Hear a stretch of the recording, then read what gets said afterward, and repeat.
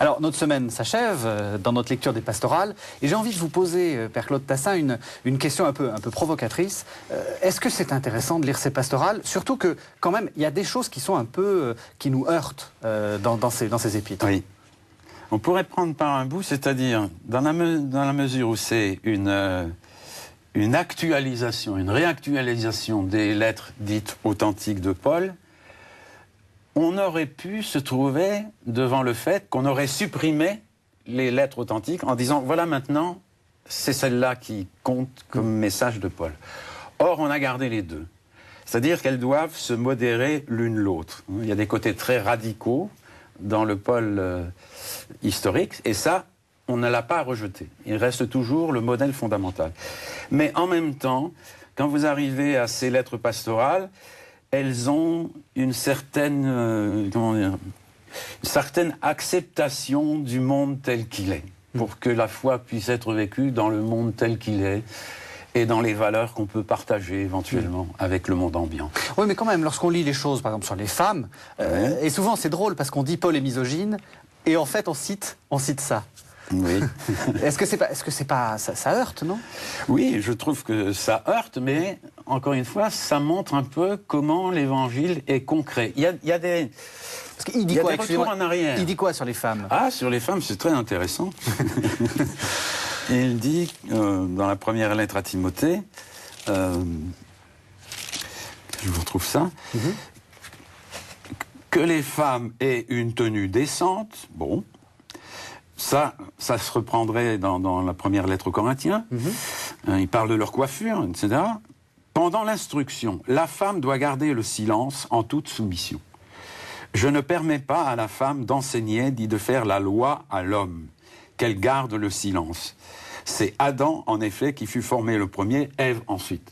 Là, on retrouve à des valeurs patriarcales qui ont du mal à passer dans notre monde d'aujourd'hui et dans notre Occident. Mais je crois que là, il faut avoir un certain sens de l'histoire. C'est-à-dire, alors que Paul disait, en Christ, il n'y a plus ni l'homme ni la femme, oui, mais de quelque manière, c'était encore à usage interne, c'est-à-dire entre les chrétiens formant des petites communautés. Vous voyez bien que la vie chrétienne d'aujourd'hui, c'est une série de compromis. Et je pense qu'on n'a pas le droit de reprocher à l'Antiquité d'avoir aussi eu ces compromis et ces retours en arrière.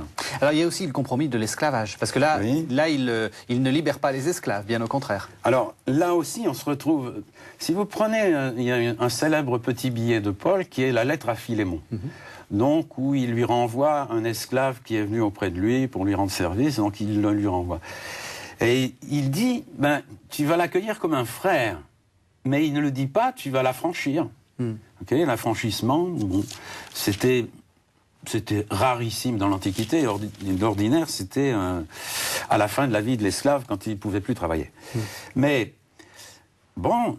Celui qui dit dans 1 Corinthiens 7, tu étais esclave au moment de ton appel, ne cherche pas à t'affranchir.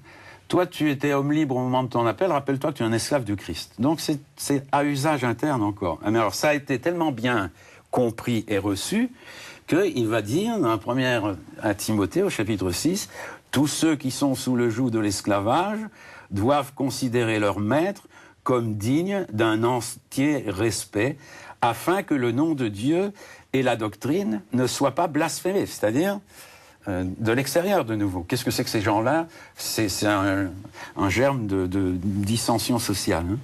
Quant à ceux qui ont pour maître des croyants, qu'ils n'aillent pas les mépriser sous prétexte que ce sont des frères, qu'au contraire, ils les servent d'autant mieux que ce sont des croyants et des amis de Dieu qui bénéficient de leur service.